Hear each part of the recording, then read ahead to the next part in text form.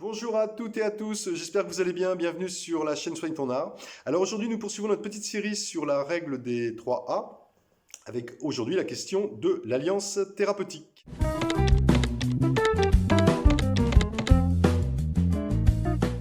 Alors, il faut savoir que cette notion a été abordée pour la première fois par Freud dans le cadre de la cure psychanalytique, donc de la talking cure, la cure par la parole, où il posait en fait la question de l'engagement réciproque entre le patient et l'analyste. Mais en fait, on la doit plus précisément cette notion, en tout cas ses fondements, à une autre psychanalyste, en l'occurrence Elisabeth Zetzel-Rosenberg, qui était une médecin et psychanalyste américaine, qui avait été influencée par Mélanie Klein et Donald Woods Winnicott, tous les deux psychanalystes anglais, et on fera pour chacun d'eux une petite vidéo. Et en fait, Zetzel-Rosenberg avait posé plusieurs fondements essentiels. Alors, je vous les rappelle rapidement. Parce que ça, on les retrouve, c'est la base dans toutes les thérapies, psychothérapies. La confiance entre le patient et le thérapeute, la collaboration active entre les deux pour lutter contre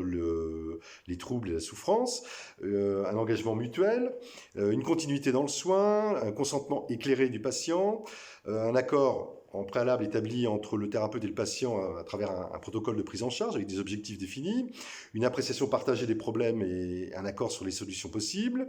le respect de la volonté de la personne, du côté du thérapeute, une empathie, de l'empathie, de la bienveillance, de la compréhension et du non-jugement, ce qu'on retrouve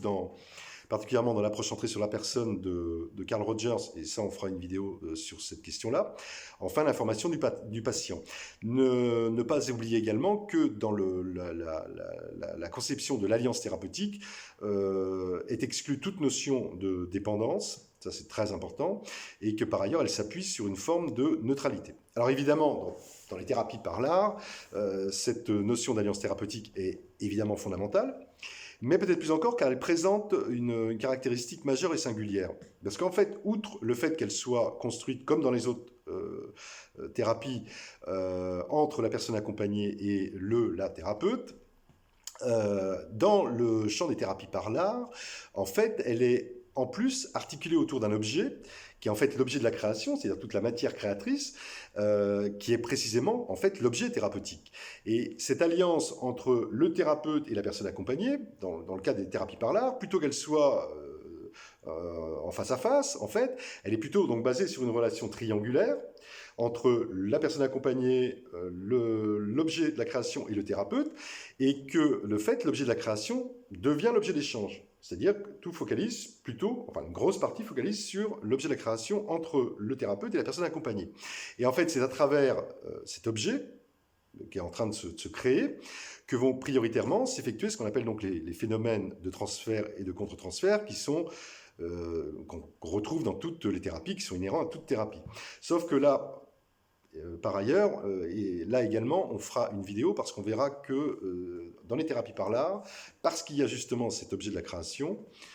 entre le patient et le thérapeute, on verra que ces notions sont un peu différentes.